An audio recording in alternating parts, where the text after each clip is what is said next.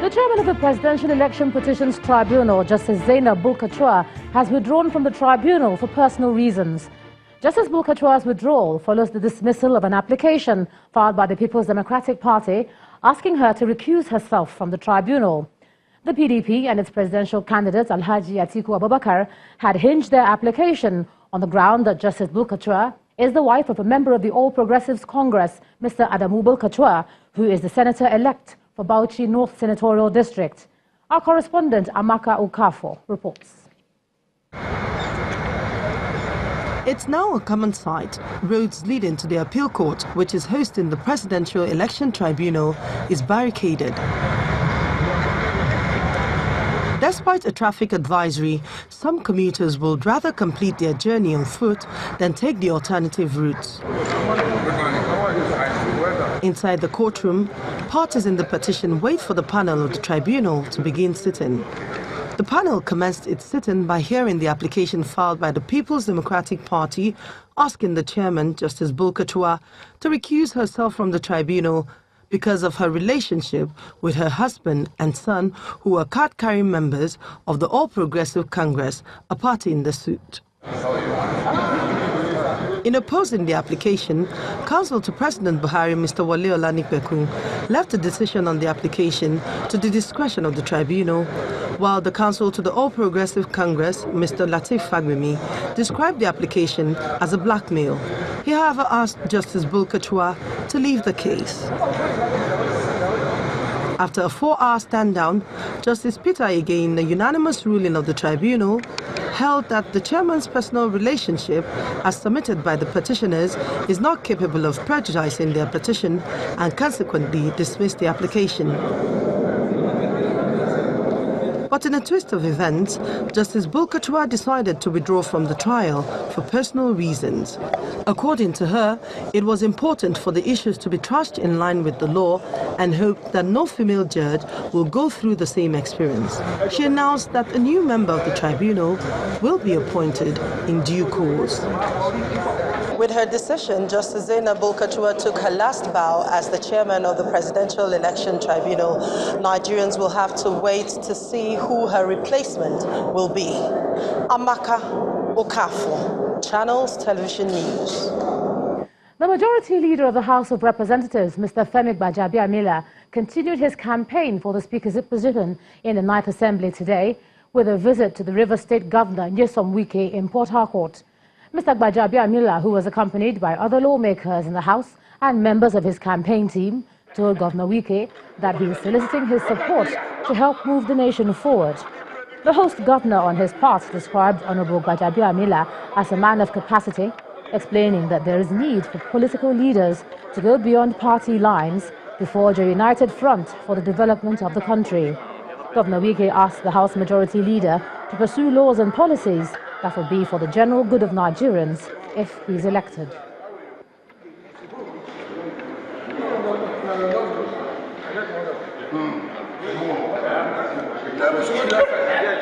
Myself and Owase have started this journey. We call it nation building. That's the theme of our campaign, nation building, a joint task. We have a theme and our logo with all the parties in the House that are represented in the House at the face of that logo. The crowd of the people you see here, we started out as 103, now we're 110. The number came about when we decided to slot. It was a Southeast tour, and then we were going to do South-South later. At the time it was the Southeast tour, we were meant to be roughly about 14 people. Just go in quietly and come out quietly, make your case and move on. But when we decided to put Rivers into the scheme of things, we all realized that we had to come with an army. I will not support based on party line. I will support based on capacity.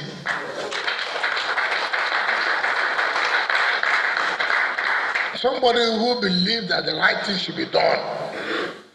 As a parliament, we are not executive. You are not executive. Yes, you must work with the executive to move the country, but not that you're a rubber stamp. No.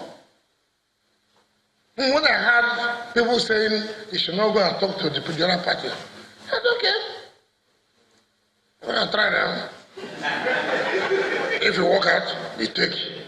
But you see, people should not be thinking that way. We must work as a people. Politics is not only party.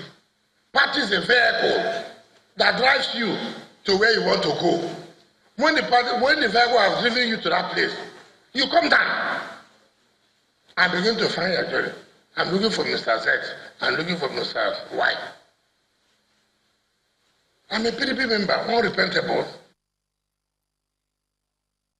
Meanwhile, a federal high court sitting in Abuja has been asked to stop Honorable Femi Gbajabiamila from contesting for Speaker of the House of Representatives on the ground of his alleged conviction by United States of America Supreme Court for alleged fraud. The plaintiff, Mr. Philip Undie, is asking the court not to allow the lawmaker stand for the election, having been allegedly convicted for fraud to the tune of $25,000, in which he allegedly failed to disburse to his client in 2003 in the U.S., where he was practicing as a lawyer. The plaintiff also wants the court to determine if Mr. Gbajabiamila is a fit and proper person to be elected to the House of Representatives and to the office of Speaker of the House.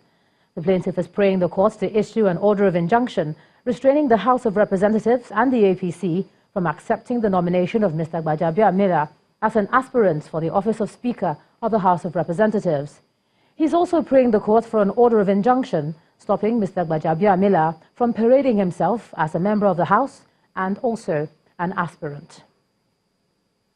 In the meantime, the Speaker of the Bayelsa State House of Assembly, Mr. Friday Benson, and 4 others are to be arraigned before the Code of Conduct Tribunal on June the 18th. A new date had to be fixed today following the absence of the defendants who were being arraigned on 4 counts bordering on gross misconduct and abuse of office at the tribunal in Abuja. The lawyer to the defendants, Mr. Biriyai Dambo, while addressing the tribunal, explained that men were absent owing to their involvement in the handover preparations of the Bayelsa State House of Assembly fixed for June the 14th, 2019. Labour unions today shut the Nigeria Civil Aviation Authority regulatory agency over an expanded staff organogram. The action follows a 1-week ultimatum given by the unions last week. Now, they say the conditions of service, as well as the health insurance scheme for staff, have been poorly implemented. Our aviation correspondent, Bulkachuwa, reports.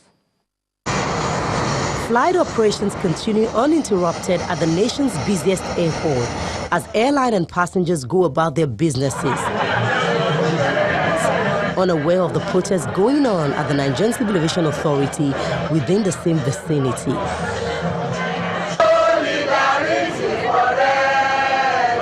Members of the aviation unions tell the story of their plight with a different inscription on their placards. A vehicle belonging to Labour barricades the gate as no staff is allowed into the premises. They are demanding the implementation of the negotiated health insurance scheme, improved conditions of service, as well as the agency's expanded organogram. So the ministry uses the fact that there is no governing board to interfere, to take decision. Organogram, why should the NCA send its organogram? Why should the NCA send its conditions of service to the ministry? It is an autonomous organization. Does CBN send its conditions of service to anybody? Does CBN send these requirements of whatever they want to do to anybody? CBN is the regulator for banks. NCA is the regulator for aviation. Why should they be with the ministry, should be overseeing its affairs? They have eroded the autonomy that the Act of NCA granted it. The Nigerian Civil Aviation Authority issued a statement saying the issues are outside its jurisdiction, as the Minister of State for Aviation will attend to the union's demands. The agency is also appealing to stakeholders to remain calm with a promise that normalcy would soon return. Bulkachuwa, Ketumbi, Channels Television News.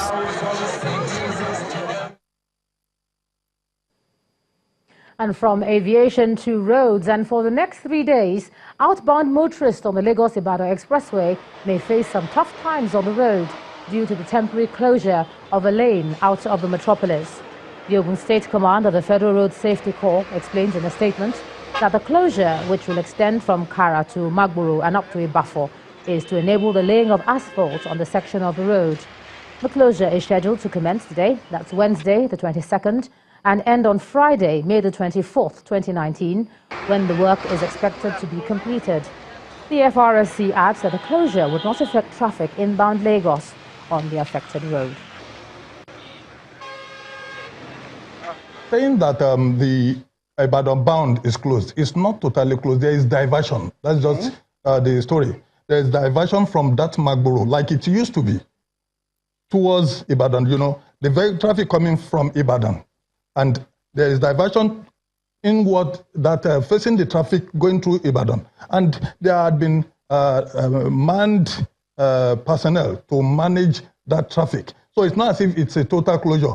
However, because of the traffic volume that had always been experienced, people who have nothing to do along Lagos-Ibadan could find alternative routes going through either Ikorodu or going through Ekpe-Lekki axis towards Ibadan. It means the 600 meters going to Kara is totally closed?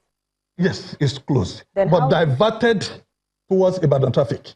Okay. Not total blockage. Okay. It's diverted towards Ibadan traffic, which means when you are supposed to be moving in 3-4 lanes, you'll be moving in 2 lanes. The fact that we have diversion and the traffic volume means we're going to have some bottlenecks around certain area. However, if there is any broken down vehicle, our men are strategically positioned to ensure quick intervention to the removal of such gridlock. So when they see things like this, they should exercise total patience so that they don't go and create more problem to the incoming traffic